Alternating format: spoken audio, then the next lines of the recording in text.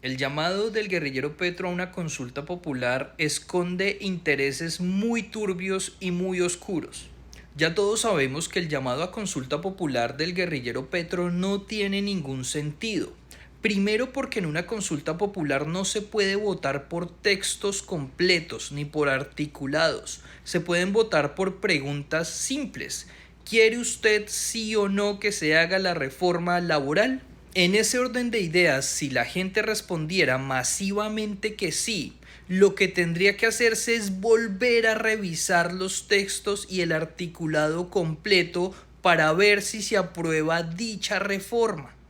Y esto nos lleva precisamente al segundo punto del por qué esta consulta popular no tiene ningún sentido, y es el tiempo, la falta de tiempo. Petro no tiene tiempo para hacer todo esto. De darse la consulta popular se estaría haciendo entre junio o julio.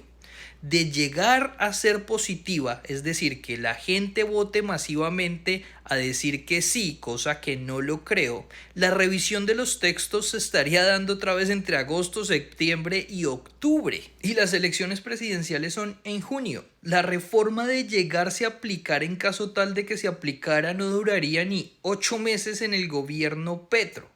Y usted se preguntará, ¿y entonces cuál es el verdadero interés de Petro en este llamado a consulta popular? Y ahí vienen varias cosas que me preocupan. La primera, que dentro de la consulta metan preguntas que lleven directamente a la reelección automática de Gustavo Petro.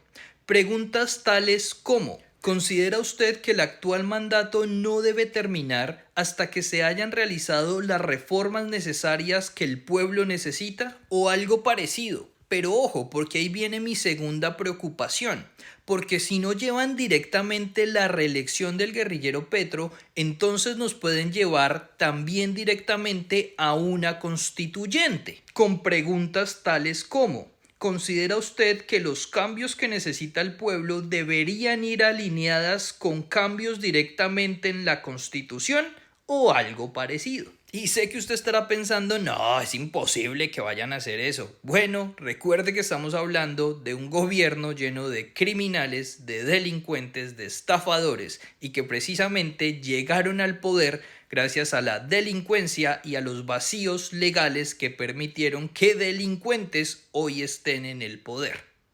Pero en realidad las que más me preocupan son las siguientes dos que le voy a contar.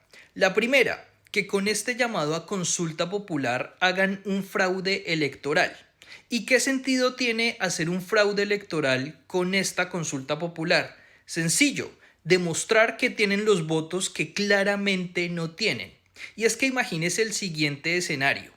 A Petro no le interesan las reformas, al MAN no le interesan las reformas, le interesa asegurarse las elecciones del 2026. Digamos que haciendo fraude Petro nos dice que fueron 11 millones de personas a votarle que sí a sus reformas.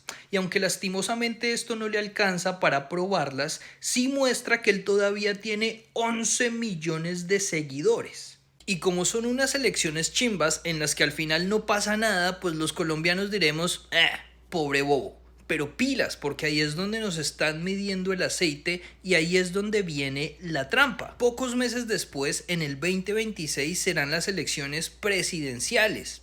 Y Petro nos puede hacer el mismo fraude electoral y decir que 11 millones de personas votaron por él o por el que dijo él.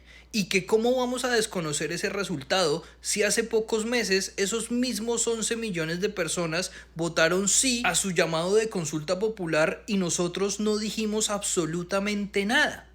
Después de que nos metan ese gol, créanme que por más que se muestren las pruebas como se mostraron en las elecciones pasadas de que Petro hizo fraude electoral, nadie lo saca del poder. Y esa precisamente es mi otra preocupación, la salida de Petro del poder.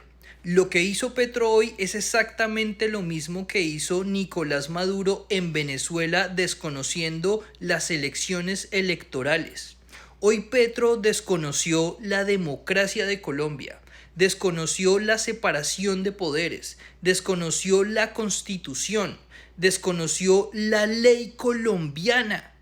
Lo que hizo Petro hoy se puede volver a repetir en el 2026. Si en el 2026 no gana el que él quiere, entonces nos va a salir a decir que fue que lo engañaron, que fue que lo traicionaron, que fue que la registraduría engañó al pueblo y que él no acepta el resultado de las elecciones, que llama a su cantidad de delincuentes que lo siguen a que salgan a proteger la democracia en las calles y que mientras tanto él sigue siendo presidente mientras después convoca a otras elecciones, esta vez sí libres.